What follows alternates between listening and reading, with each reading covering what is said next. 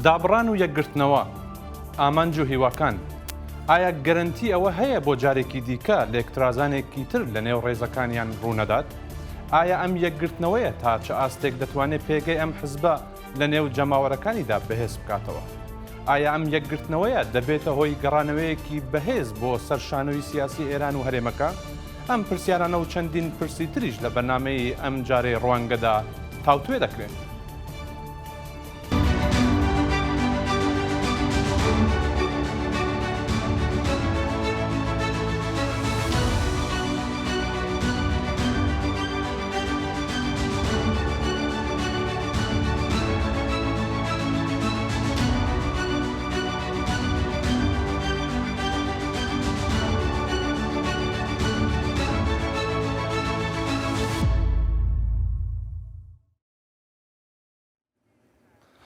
بینەرانی خۆشەویست، هەردوو باڵی حزبی دموکراتی کوردستانی ئێران و حزبی دموکراتی کوردستان دوێنێ لە ڕاگەیەندرا و ڕێڕەسمێکی هاوبەشدا لە هەرێمی کوردستاندا تێکەڵبوونەوەی هەردوو باڵیان لەژێر ناوی حزبی دموکراتی کوردستانی ئێران ڕاگەیاند.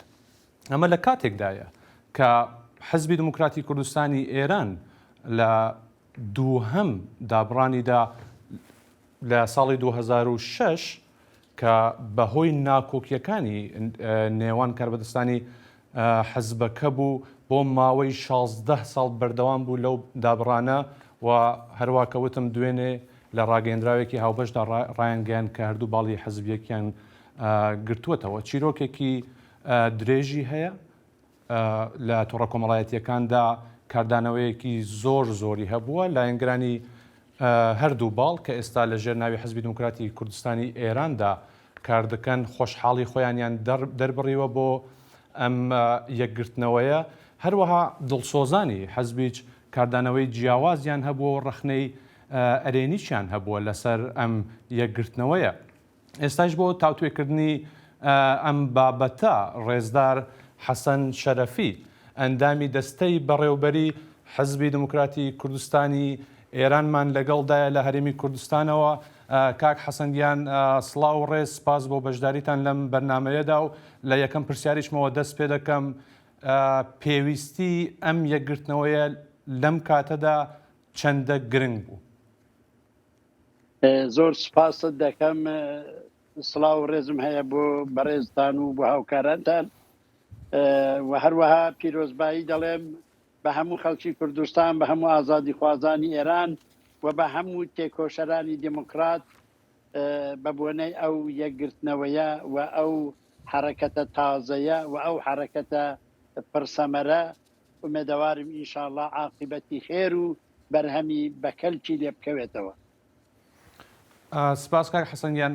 هەرەوە کە ئاماژەم کرد بەڕای ئێوە ئەم یەکگرتنەیە ئێستا چەند گرنگە بۆ ئەم کاتوساتەی کە ئێستا تیاداین بارودۆخی ناوخۆیی ئێران، بارودۆخی جیهان و ئەو بارودۆخی کە بەگشتی ئێران بەهۆی بەرنامەی ناوەکیەوە ئەو سزایانەی کە لە سەرین.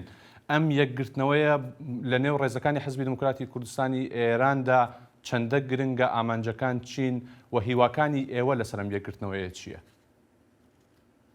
زۆر سپاس. دیارە مەسئلەی یەکگرتنەوە و بەیەکەوە بوون و تەبایی لە نێو هێزەکانی کوردە هەمیشە دەتوانێت نقطەیەکی مثبەت و کاریگەر بێ لە جەهەتی فەعالیەتی زیاتر و لە جەهەتی یەکدڵی و یەکدەنجی و کۆمەڵانی خەڵکی کوردستان هەمیشە ئەو زەرورەتە هەبووە، بەڵام بە پێی هەلومەرز لە هێندێک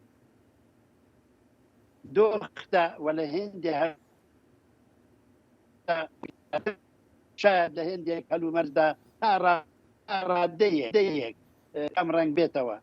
ئەوە هەمیشە هەر پێویست بووە ئەو یەکگرتوویە، بەڵام لە شەرایطێکدا کە کوردستان ئێران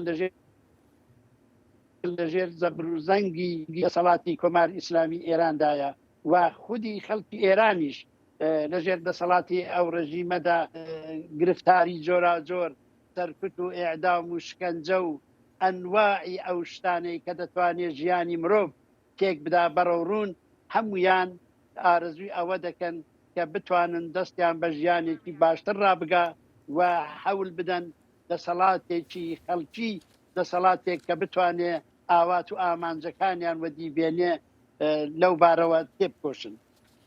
بۆیە ضروریە هەمیشە، ئەمما لە شەرایط ئێستادا وەک جەنابەت ئیشارەت پێکرد ئێران دەگەڵ قەیرانی جۆراجۆری نێوخۆیی و دەرەوەیی بەرەوڕوە و لە پێناو مەسئلەی ناوچیدا هەرچەند دەڵێ بە لەباری مەزهەبیەوە سلاحی هەستەیی لە لایەن ئێمەوە مەمنوعە، بەڵام خەڵک دەپرسێ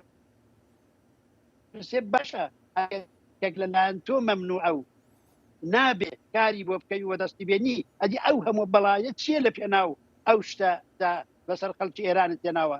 بۆیە ئەو مەسئلەی ناوچێ چێ بگاتە چارەسەرێکی جێی پەسەندی هەرتگلا یان نەگاتە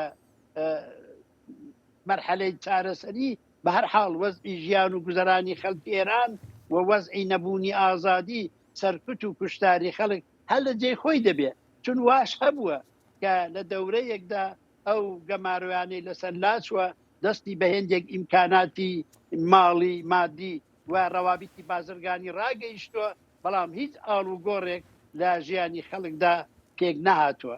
بۆیە لە شەرایطێکی ئاوادا کە خەڵک دەزانن ئەو ڕژیمە لە فکری کۆمەڵانی خەڵکدا نیە، خەڵکی ئێراندا نییە، بۆیە بۆ خۆیان دەبێ حەول بدەن کە بۆ لابردنی ئەو دەسەڵاتە و بۆ هێنانی سەرکاری دەسەڵاتێکی خەڵکی تر. وەلەو پێناوەدا نەخشی هێزە کوردیەکان و بە تایبەتی حیزبی دموکراتی کوردستانی ئێران زۆر بەرچاوە، کورد ڕێکخراوترە، کورد بە دوای مەسائلی سیاسی زیاترەوەیە، خاستەکانی خاستی مەشروع و ئینسانین و لەو پەیوەندیەدا یەکدەنجی و یەکڕەنجیەکەی بە تایبەتی ئەو یەکگرتنەوەی دموکراتەکان دەتوانێت لەبارەی چالاکبوون و لەبارەی دەور هەڵگرتن لە مەیدانە جۆراجۆرەکانی تێکۆشان لە دژی جەمهوری ئیسلامیدا موەسر بێت. بەڵێ کاک حەسەن، بابەتێکی هەرە گرنگ لەم بابەتی ڕێکەوتن و یەکگرتنەوەی هەردوو باڵی حزبی دموکرات ئەوەیە کە ڕێکارەکان لەسەر یەکگرتنەوە چی بووە؟ ئایا بە تەواوەتی ئەم یەکگرتنەوەیە بە کۆتایی گەیشتووە؟ هەروە کازانیوە لە ڕاگەندراوە گشتەکانە ڕاگەندراوە کە دەستەیەکی بەڕێوەبەری هەیە لە ئێستای بەڕێوەبەرایەتی حزبی دموکراتی کوردستانی ئێراندا هەتا کاتی کۆنگرە. ئەتوان تۆزێک وردەکاری ئەم دەستەی و بەڕێوەبەریمانە بۆ باس بکەن؟ ئامانجەکانی ئەم دەستەیە چییە؟ کارەکانی چیەوە؟ هەتا کەی ئەم کۆنگرەیە بڕیار وایە بەڕێوە بچێت بۆ ئەوەی کە بە تەواوەتی یەکگرتنەوەکە بە ئامانجی خۆی بکات؟ بەڵێ دیارە تەوافق لەسەر ئەوە کراوە کە تا دەگەینە کۆنگرەی دەستەیەکی ڕێبەری هاوبەش هەموو ئەرکەکان و هەموو وەزایفی ڕێبەری حیزبی دموکراتی کوردستانی ئێران کە لەژێر ئەو ناوەیە بەڕێوە بەرێ و هەتا کۆنگرە بە پێی ئەو تەوافقاتێک کە کراوە ئەو ئوسول و پرەنسیپانەی کە دیاری کراوە بتوانن ئەرکەکانیان بەجێبێنن. ژمارەی ئەو چەند کەسە کە ئەرکی بەڕێوەبەری گشتی تا کۆنگرەیان لە ئەستۆیە 12 کەسە و هیوادارین بتوانن لە ئەرکەکانیاندا سەرکەوتوو بن. لە واقعدا ئەو بەڕێوەبەریە گشتیە تا کۆنگرە هەموو دەسەڵاتێکی ئیجرایی سیاسی، هەموو ڕەوابیت و هەموو شتێکی کە حیزبێک دەتوانێت هەیبێ و دەبێ بیبێ دەسەڵاتی ئەو ڕێبەریە گشتێ تا کۆنگرەی مسۆگەرە. زۆر باشە کاک حەسەن، پرسیارێک لێرە دێتە ئاراوە. گەرنتی مانەوە لەم ڕێکەوتنەدا و لەم یەکگرتنەوەیەدا لەکوێدایە؟ ئەم گەرنتیە چۆن ئێوە بە جەماوەری خۆتانەدەن؟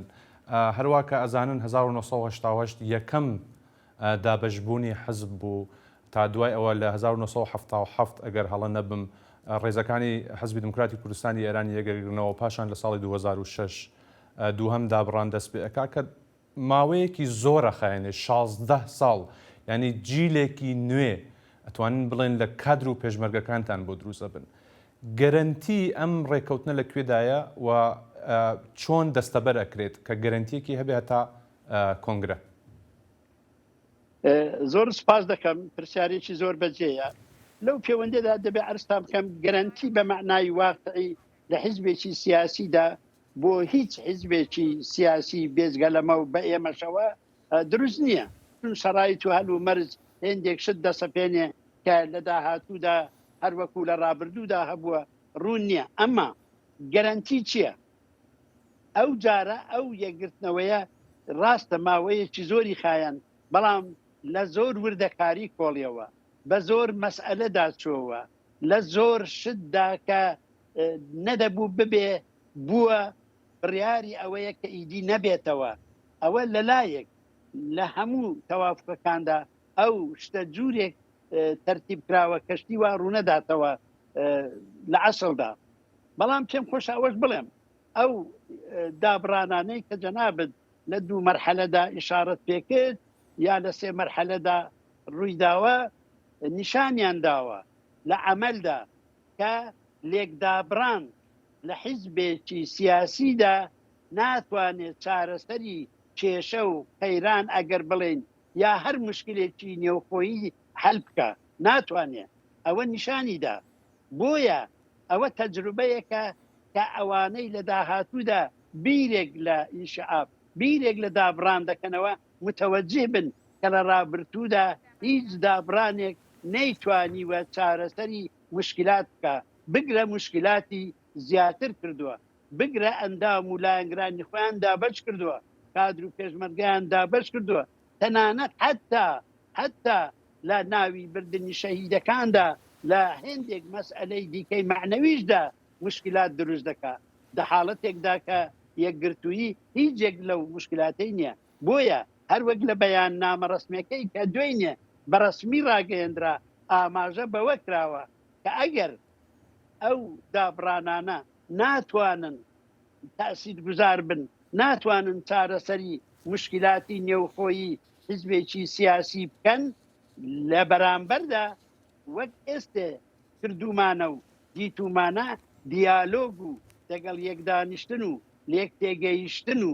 ئاعتراف بە هێندێک شت کە نەدەبوو ببێ و بووە و لە داهاتوودا تکرار نەبێتەوە خۆیان جوورێک تەزمین و زەمانەتن بۆ ئەوەی کە جارێکی دیکە نەکەس بیر لە دابڕانێکی دیکە بکاتەوە نە هیچ دابڕانێکی دیکە بتوانێ ڕێگا چارەسەر بێ بۆ مشکلاتی نێوخۆیی. بەڵێ کاک حەسەن تکای لەگەڵمان بنرەوە بینەرانی خۆشەویست ئەڕۆینە ناوبڕێکی کورت و بەردەوام بین لەسەر درێژەی بەرنامەکەمان بۆ تاوتوێکردنی یەکگرتنەوەی هەردوو باڵی حزبی دموکرات کوردستانی ئێران و حزبی دموکراتی کوردستان لەژێر ناوی حزبی دموکراتی کوردستانی ئێران.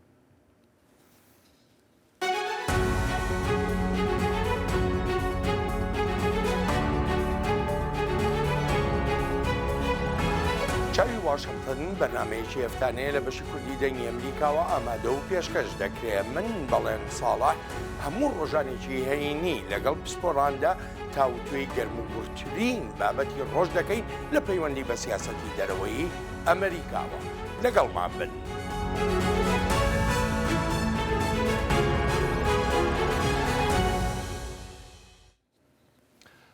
بەڵێ بینەرانی خۆشەویست بەردەوامین لە درێژەی بەرنامەکەمان دەگەڕێمەوە لای کاک حەسەنی شەرەفی ئەندامی دەستەی بەڕێوەبەری گشتی حەدەکا حزبی دموکراتی کوردستانی ئێران کە لە هەرێمی کوردستانەوە لەگەڵماندایە. کاک حەسەن پێشەوەی کە بڕێنە ناو بڕەکە باسمان لەوە کرد کە گەرنتی چییە بۆ ئەوەی کە ئەم یەکگرتنەوەیە ئەم ڕێککەوتنە بەردەوام بێت.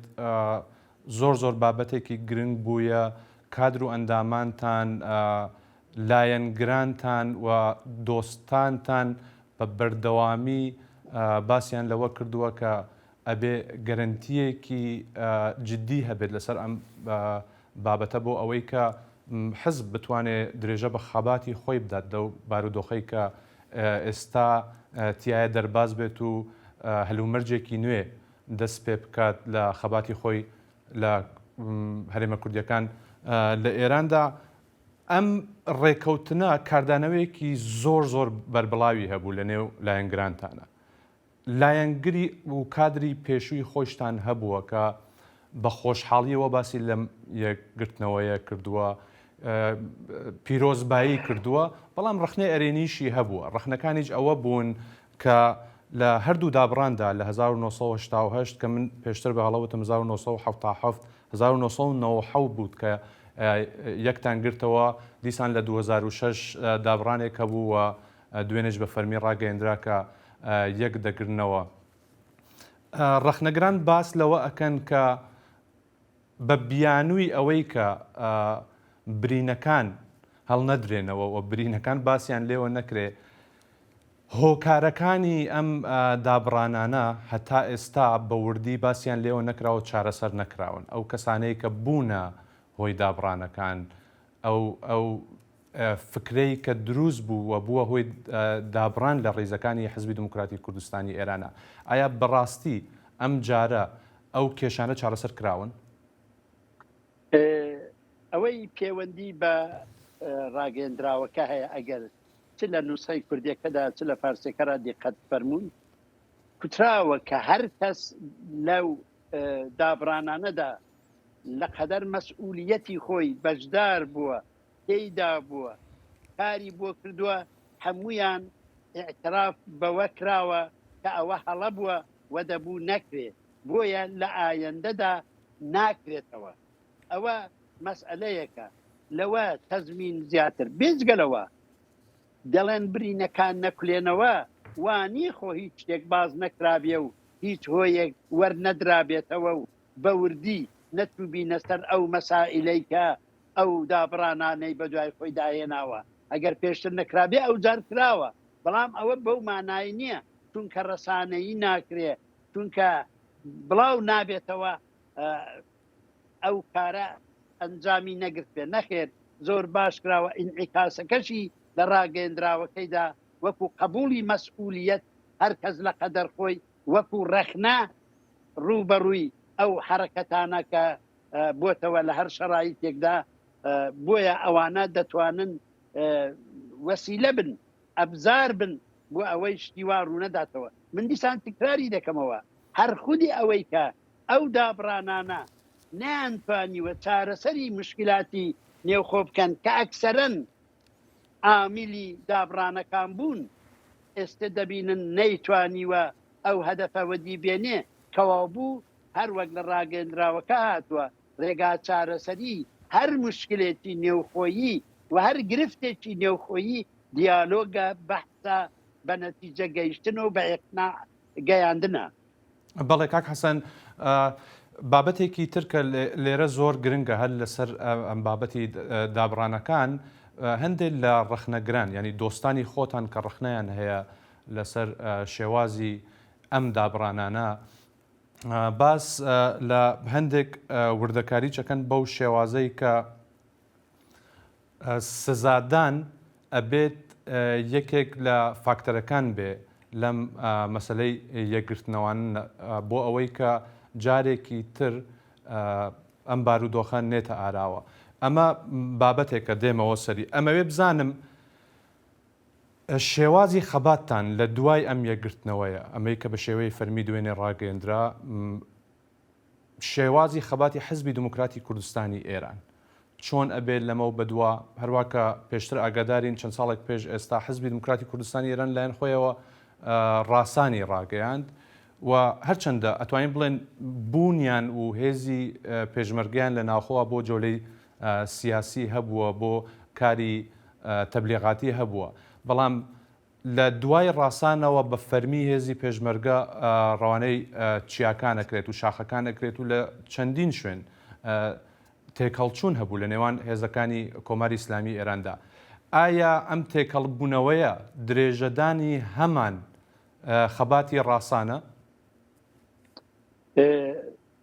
ئەگەر دقت فەرموون هەموو شێوەکانی خەبات بۆ حیزبێکی وەک حیزبی دموکراتی کوردستانی ئێران مەبەستم لە خەباتی ڕەوایە بەڵام هەر حیزبێکی سیاسی و یەک لەوان و لەسەرویوان حیزبی دموکراتی کوردستانی ئێران بە متالعە و لێکدانەوەی خۆی بە دقت و واقعبینی مەسائلی عەرسەی خەباتەکە لێکی دەداتەوە کە ئایا لە چ شەڕایەتێکدا چ شێوە خەباتێک دەتوانێت تاثیرگوزارتر بێ کەم زیانتر بێ یا بەپێتەوانە چ جوورە خەباتێک پڕخەسارتر بێ کەم دەستکەوتتر بێ لێرەدا ڕەهبەری ئەو حیزبە چ پێش کۆنگرە و چ دوای کۆنگەرە بە درستی هەر ئەوە دەبێ کە متالعە بکە لە هەموو شێوەکانی خەبات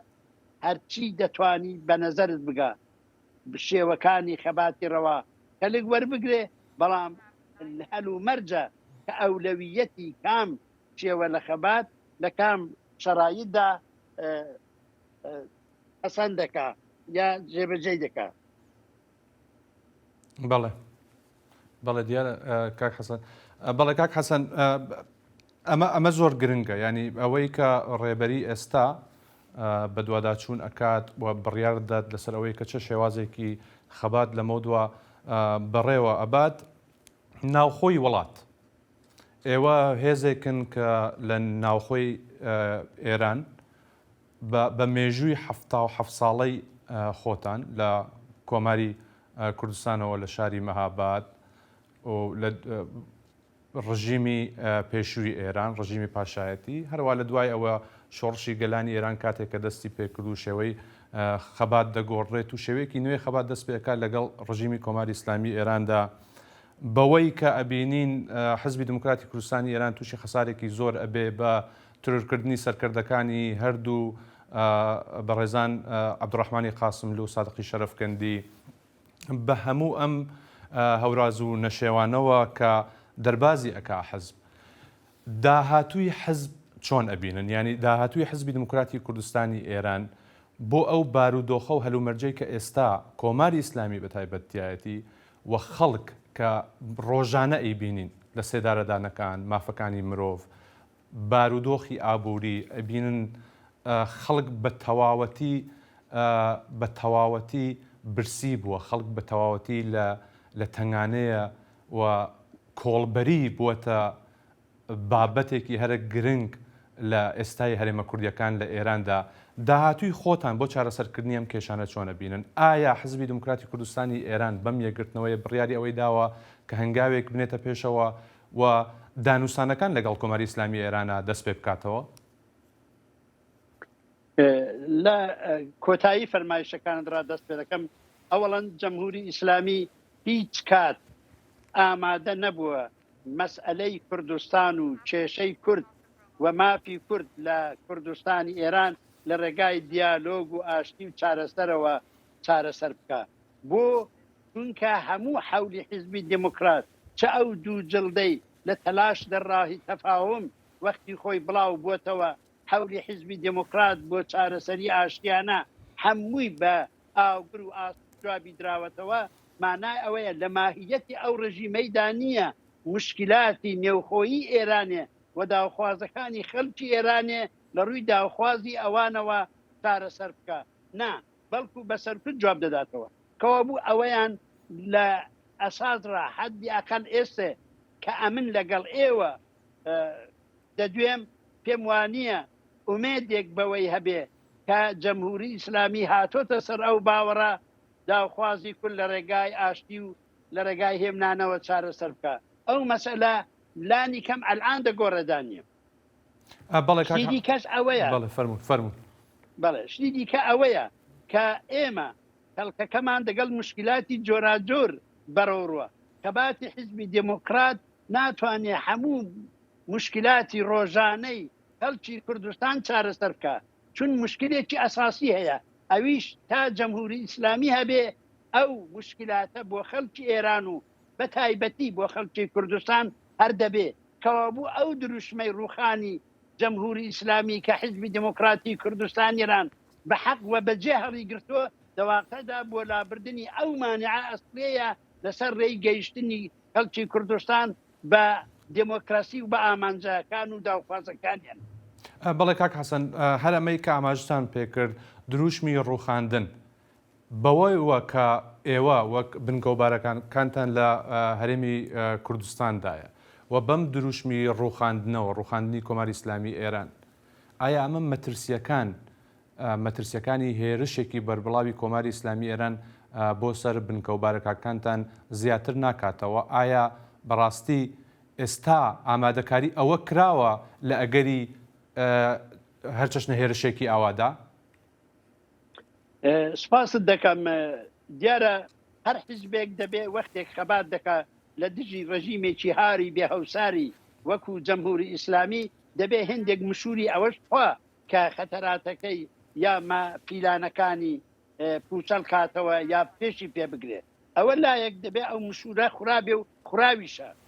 بەڵام ئەوەش بزانین جەمهوری ئیسلامی هەتا ئێستا لە ڕۆژی هاتنە سەرکاریەوە لە سەرکوتی خەڵکی کوردستان لە هیچ شێوەیەکی درندانەی دریغی نەکردووە. چ شتێک نەماوە کە بڵێ زیاتر لەوەی دەیکا. بۆیە حیزبی دموکرات و تێکۆشەرانی ئەو حیزبە پێشبینی و هەموو ئەوەیان لە خۆیان گرتووە کە ممکنە لە ڕەوتی مبارزەکەیان بۆ مافەکەیاندا تووشی شەرایطێکی زۆر سەختی خەبات لەوە بن کە ئێستاش هەبووە. بۆیە لەو بارەوە ئەگەر حیزبی دموکرات و تێکۆشەرانی سڵەمینەوەیەکیان هەبایە لەو ترسانە خەباتەکەیان وا بەجددی و بە بەردەوامی بۆ بەڕێوە نەدەست. بەڵێ کاک حەسەن سپاس. ڕوونە ناوبڕێکی کورت وەگەڕینەوە بۆ درێژەی بەرنامەکە کاتێکی زۆر کەممان ماوە. ڕوونە ناوبڕێکی کورت. دەنگی ئەمریکا سەرچاوەی متمانە پێکراوی هەواڵ و زانیاری.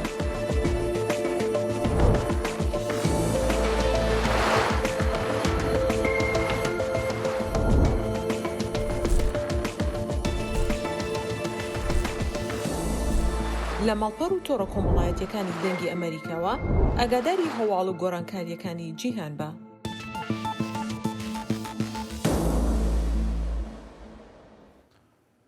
بینانی خۆشەویست بەردەوامین لە درێژەی بەرنامەکەمان لە سەر بابەتی یەکگرتنەوەی هەردوو باڵی حزبی دموکراتی کوردستانی ئێران و حزبی دموکراتی کوردستان لە ژێر ناوی حزبی دموکراتی کوردستانی ئێران. کاک حەسەن دەگەڕێمەوە لای جنابتان. کاک حەسەن بەدڵنیاییەوە دابڕان زۆر ئاسانە، یەکگرتنەوە زۆر ئەستەمە، کاتێکی زۆری ئەوێ. هەموو کەس شاهد بووە کە یەکگرتنەوەی هەردوو باڵی حزبی دموکرات چەندە کاری بۆ کراوە و چەندە ئەستەم بۆ چەند تێپەڕی.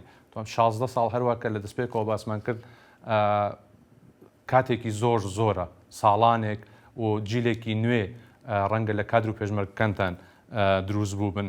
ئەمەوێ بزانم لەم یەکگرتنەوەیەدا هیچ لایەنێکی تری کوردی بەشداری کردووە، هیچ زەختێک لەسەرتان هەبووە جیا لەوەی کە ئەزانین هەموو لایەک ئاگاداری ئەوەن کە جەماوەرەکەتان لایەنگرەکانتان دۆست و برادرانی حزبی دموکرات چەندە بە پەرۆش بوون بۆ ئەم یەکگرتنەوەیە. ئایا هیچ لایەنێکی تری کوردی تکایە بە کورتی وەڵام بدەنەوە؟ سپاس. من بەسەراحەت عەرزت دەکەم ئەوەی حزبی دموکرات بە هەر تێک دموکراتەوە کردیان بۆ یەکگرتنەوە نازدەختی هیچ کەسیان لەسەر بووە، نە هیچ کەس ئەوەندەی هێسەیە کە فشار بکاتە سەر حزبی دموکرات، نە سیاسەتی سربەخۆیی حزبی دموکرات ئیجازە دەدا کەس لەو بارەیەوە تەحەکومی پێ بکە یا شتی پێ تەحمیل بکە. بەڵام ئەوەی توانیوێتی ئەوە بە حزبی دموکرات بسەلمێنێ و داوخوازی خەڵکی خۆی بەجێبێنێ بەرژەوەندی ڕۆژهەڵاتی کوردستانە و بزوتنەوەی ئەو بزوتنەوەیە. بەڵێ کاک حەسەن زۆر بە کورتی تکایە. سپاس بۆ وەڵامەکەتان. کەمتر لە 30 چرکەمان ماوە. ئەمەوێ لەوەی کە یەکگرتنەوەکەتان بە فەرمی ڕاگەیاندووە پەیامتان بۆ خەڵک لە ناوخۆی وڵات 30 چرکە فەرموون. پەیامان بۆ خەڵکی کوردستان ئەوەیە ئێمە پەیامی ئەوانمان بۆ یەکگرتنەوە بیست و جوابی مثبەتمان پێداوە هەم بە زەرورەتی بزوتنەوەی ڕۆژهەڵات و هەم لەسەر داوخوازی وان. پەیامی مەش ئەوەیە کە ئەو یەکدڵی و یەکدەنجی و ئەو تەباییە لە نێو ریزەکانی کۆمەڵانی خەڵکی کوردستانیشدا جێ بگرێ و ڕنگ بداتەوە، چونکە خەباتی تەنیا ژمارەیەک لە ڕۆڵەکانی کورد لە حیزبێکدا کافی نێ بۆ بە ئاوات گەیشتن، بەڵکو هەموو ڕۆڵەکانی کورد لە هەموو چین و توێژێک لە هەموو تەمەنێکدا پێویستە بۆ ئەوەی کە بەشداری ئەو خەباتەی بن، ئەو خەباتە بەئی خۆیان بزانن، چونکە لە پێناو گەیشتن بە ئامانجەکانی هەموواندایە.